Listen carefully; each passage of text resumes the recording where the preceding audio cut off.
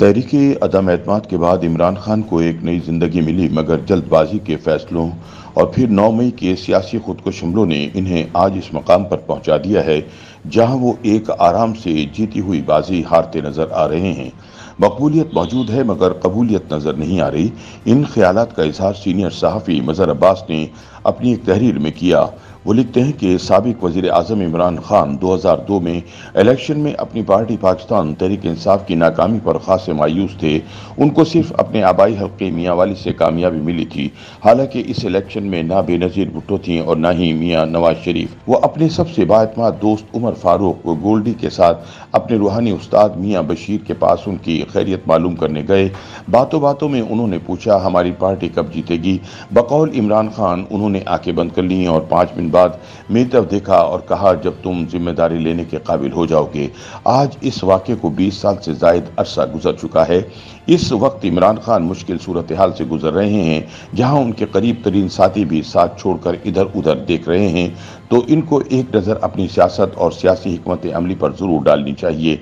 इस वक्त जो उनके साथ खड़ा है वही दरअसल उनका नजरियाती साथी है, बाकी सब बरसाती मेंढक हैं। मजहर अब्बास कहते हैं कि इमरान खान को एक नज़र अपने सियासी हरीफों के करियर पर भी डालनी चाहिए, क्योंकि ये वक्त तो उन पर भी आ चुका है। इसी तरह इनके साथी भी उनका साथ छोड़ गए थे। उनकी सियासी हरीफ बेनजीर भुट्टो ने बहुत बुरा वक्त देखा। एक वक्त ऐसा भी आया था कि जुल्फ़िकार अली भुट्टो को लाहौर हाई कोर्ट से फांसी की सजा हो गई थी और पार्टी क़यादत अगर बगर में लगी हुई थी। कारकुन खुद निकलते, एहतिजाज करते, गिरफ्तार होते और फौजी अदालतों से सजा पाते।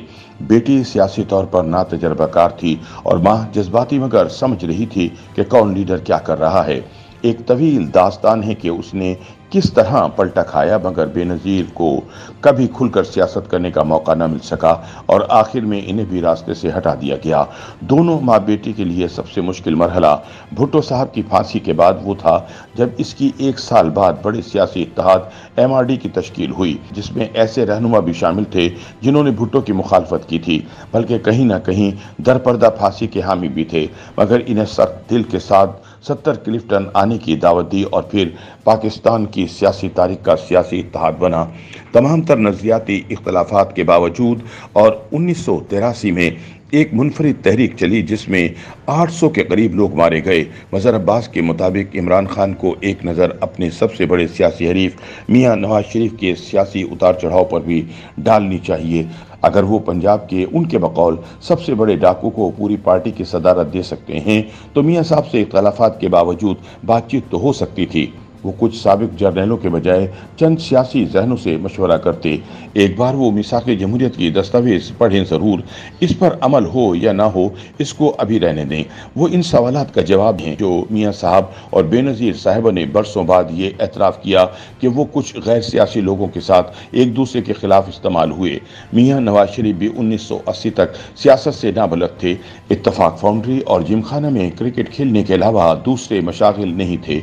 उन्होंने भी जनरल जिलानी के अलावा जनरल हमीद गुल की सियासी नर्सरी से तरबियत हासिल की। मियां साहब ने भी आगे जाकर ताकतवर हल्कों को चैलेंज किया, कहीं कामयाब हुए कहीं नाकाम। सबसे ज्यादा आर्मी चीफ उन्होंने ही लगाए और तकरीबन सबसे तनाज़ा रहा। कहीं उनकी गलती थी तो कहीं ताकतवर हल्कों ने जोर जबरदस्ती और मुदाखलत की। मजहर अब्बास कहते हैं कि 2011 से 2018 तक इमरान खान तमाम तर मुक़्तदर हल्कों की हिमायत के अलावा पाकिस्तान के एक ऐसे तबके को सियासत में लाने में कामयाब हुए जो सियासत से दूर था, और वो थे पाकिस्तान के नौजवान। क्रिकेट के लिहाज से तो वो मियां साहब के भी हीरो थे और बेनज़ीर के भी, मगर वो उन लोगों की उम्मीद बने जिन्हें आगे कोई ख़ास उम्मीद नज़र नहीं आ रही थी।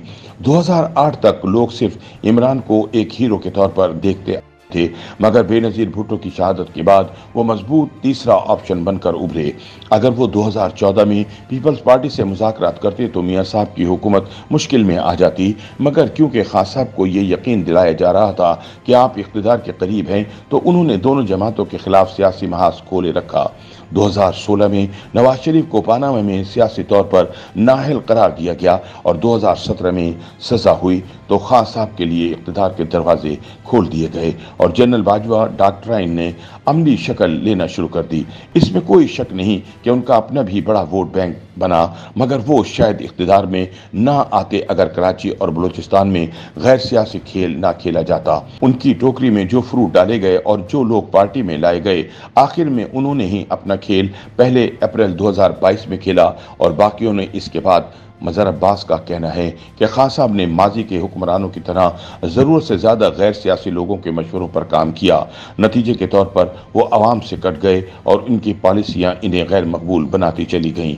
इन्हें अदम एतमाद के बाद एक नई ज़िंदगी मिली, मगर जल्दबाजी के फैसलों, मसलन कौमी असम्बली से इस्तीफ़े, पंजाब KP की असम्बलियों का खात्मा, तहरीक चलाने की नाक़िस हिकमत अमली, धरनों से गिरफ्तारी तक और फिर 9 मई के सियासी खुदकुश हमलों ने इन्हें आज उस मकाम पर पहुंचा दिया है जहां वो एक आराम से जीती हुई बाजी हारते नजर आ रहे हैं।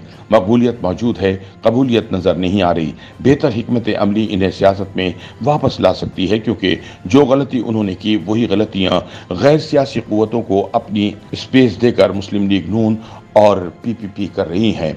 पिछले दिनों मोहम्मद सईद साहब की एक किताब पाकिस्तान में एक तहरीर नज़र से गुजरी, जो सियासतदानों से एक अपील थी कि जनाब वाला, मैं सियासतदानों से अदब से गुजारिश करता हूं कि अगर इस मुल्क में आपका एहतराम ख़त्म हो गया तो इसका आपको नुकसान नहीं मगर अवाम को बड़ा नुकसान होगा।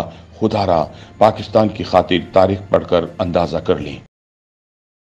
YouTube पर गूगली न्यूज देखने के लिए youtube.com की सर्च बार में गूगली न्यूज TV टाइप करें। गूगली न्यूज के पेज पर सुर्ख रंग के सब्सक्रिप्शन वाले बटन पर क्लिक करना ना भूलिए। YouTube पेज पर अपलोड होने वाली वीडियोस से बाखबर रहने के लिए बेल आइकन पर क्लिक कीजिए। आपको हर नई वीडियो के बारे में नोटिफिकेशन मौसूल हो जाएगा।